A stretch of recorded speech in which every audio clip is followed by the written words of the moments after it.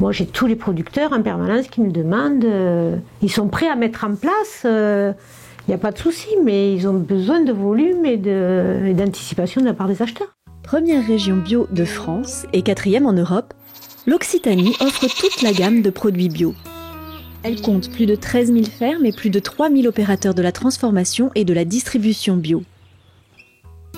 Sous l'impulsion d'acteurs engagés et dernièrement de la loi Egalim, la restauration collective s'intéresse depuis peu aux produits bio et locaux, même si l'approvisionnement ne s'avère pas si simple. C'est assez difficile des fois de travailler en direct avec une cantine. Moi, j'ai la chance de le faire avec le collège de Plaisance, mais parce que le chef a une vraie volonté de travailler en local, qui me connaît, qui m'a vu sur le marché. Mais c'est vrai que même moi, des fois, j'ai pas assez de volume pour lui. La restauration collective est un marché particulier. Si de nombreux établissements s'approvisionnent en direct auprès de producteurs et fournisseurs bio de proximité, une adaptation des pratiques de commande et notamment des marchés publics est également nécessaire. Bonjour. Salut. Vous amène la facture. Ok, super, merci beaucoup. Ça va. En parallèle, l'offre bio locale s'organise et s'adapte pour répondre aux besoins de la restauration collective en termes de produits et de services.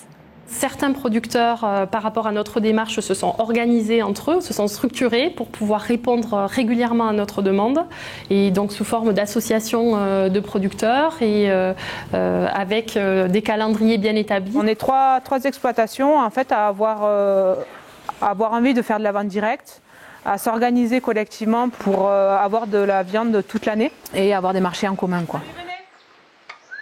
Ça permet d'avoir un planning et de leur proposer de la viande de bœuf ou de la viande de veau bio toute l'année. Et en fait, comme on fait un planning au semestre, on essaye de chaque semestre de leur remettre le planning en main propre et de leur en fait, c'est l'occasion de se revoir, de discuter. Chaque début de saison, mais maintenant, comme ça fait 3-4 ans, on essaye de dire ce qu'on va avoir de disponible.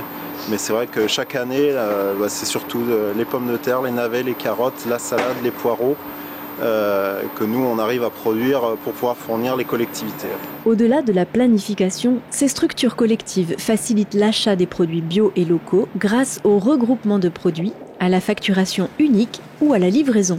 Nous avons aussi bénéficié d'une structuration existante, c'est la plateforme Terroir Ariège, qui permet là aussi d'avoir un large panel de produits et donc avec également des produits bio qui sont proposés par cette plateforme. Et la plateforme Restio Bio également. La plateforme, elle a une gamme complète au niveau de produits qu'on peut trouver sur le département. Un client va nous contacter pour un certain volume.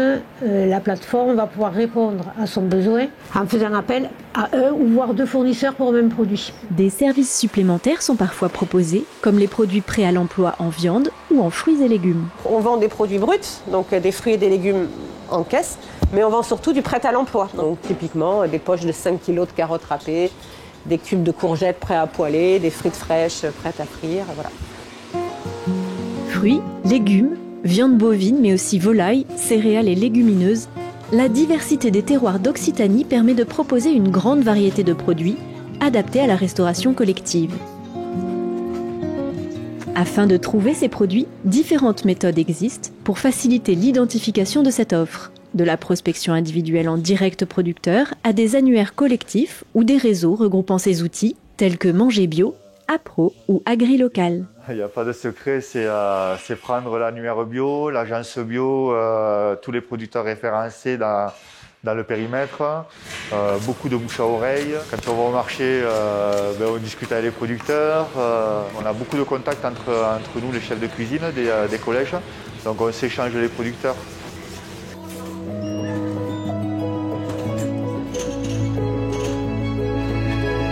La restauration collective est aussi un levier à prendre en compte pour structurer et renforcer les filières. C'est l'écueil qu'on a découvert par rapport à notre territoire qui est essentiellement composé de vignes. Donc on a recruté une maraîchère et on se lance, nous, dans notre production de légumes et de fruits.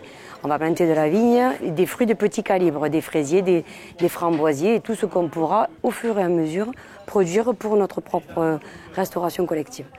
Au travers notamment des PAT et en lien avec d'autres débouchés, les deux volets offre et demande en produits bio locaux en restauration collective peuvent être appuyés et assurer le développement de cette filière alimentaire et agricole de manière pérenne dans les territoires.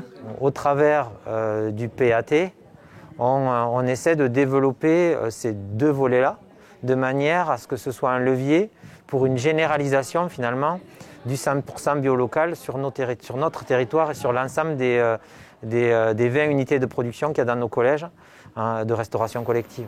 Donc, c'est-à-dire créer, soutenir de nouvelles filières. Les collectivités et les établissements ont un challenge formidable à relever pour le développement économique, social et environnemental des territoires.